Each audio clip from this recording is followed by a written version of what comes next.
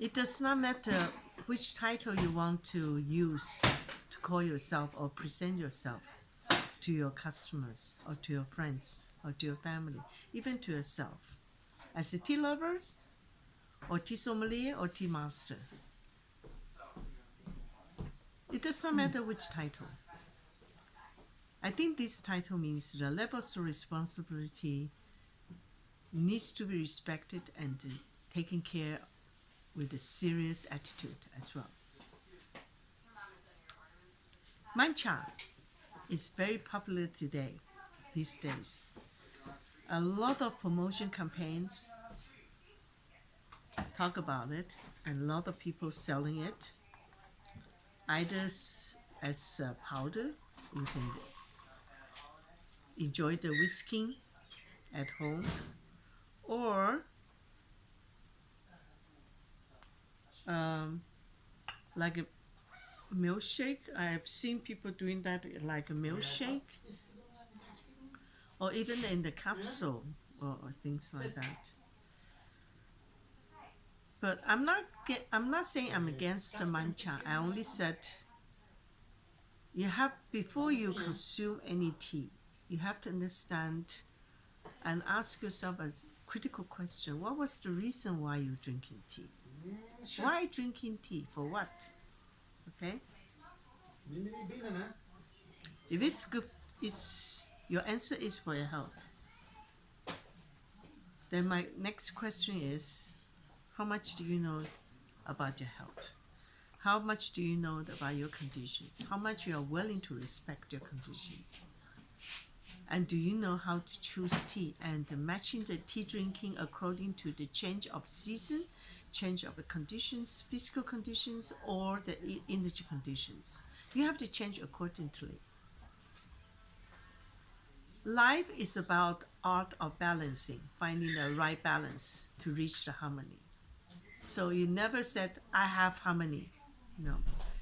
You're in the process. It's constantly in the loop.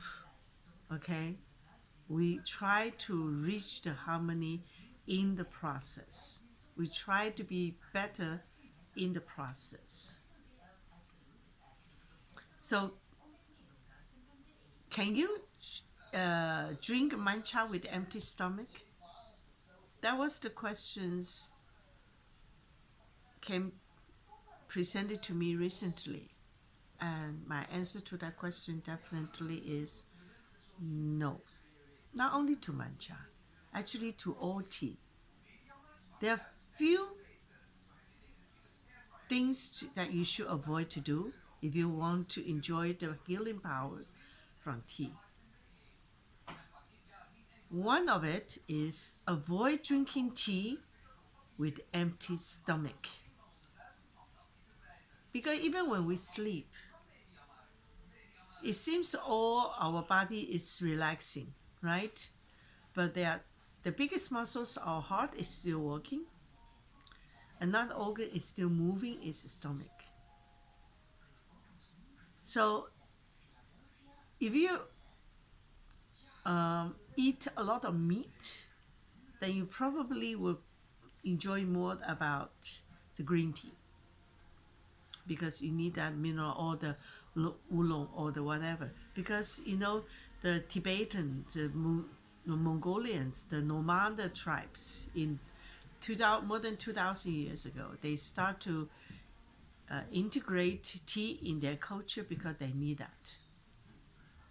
Okay, because they eat a lot of meat. So they know how to adapt according to the living conditions that influence the change of the physical conditions as well, energy conditions as well. If the people then can do that, and the smart people like you and me, don't you think we should do the same as well? So don't drink tea with empty stomach. How about drinking tea right after or during the meal? No. During the meal, you just drink some tea water will be fine. It's not really the tea tasting as we want to taste good taste of tea. Just want to enjoy water with tea color, tea flavor, but it's not really good for that. Okay. How to pair tea with the food, that is another interesting subject for us to explore. And now how about drinking tea right after dinner or after meal? Not directly. Not directly, because in tea there's a lot of osmic acid. This osmic acid can neutralize the protein and the iron that you consume from the vegetable, from the meal you ate. So it is better to give your body, your digestive systems a little bit time to go through the process, and afterward you drink a cup of tea.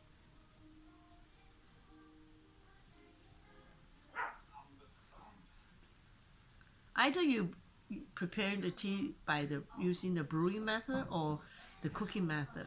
Try to avoid brew too long or cook too long, because in tea there are lots of healthy substance, but there are also something is not taste good and not healthy as well.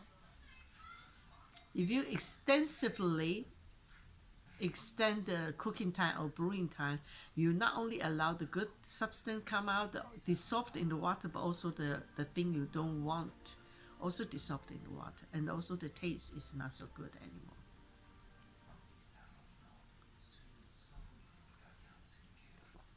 So when we brewing tea, we learned how to control the process. The control not by controlling, but by respecting and then listening and the following and adapting. If you think about it, this is I'm talking about tea. But on the other hand, this same principle can also be applied in the leadership development, right? If you want to lead, you have to learn how to be led. You have to learn to listen, to understand, and adapt according to what the team needs you to guide them. Same thing with the tea. So basically, when you brew a cup of tea, you're building relationship with yourself with the tea. So the people who normally is, the tea shop or tea sommeliers, even in the winter time, often I saw them to extensively promoting the mancha. I like the photos they took. It looked delicious. I've smelled of that. I can even smell the unami flavor in my imaginations. But once I understand how the temperature goes and I consider how's my conditions, and I said, no, that's not for me. If you really want to profit the healing power from tea, you have to learn to set the border that protect you and guiding you to a better health.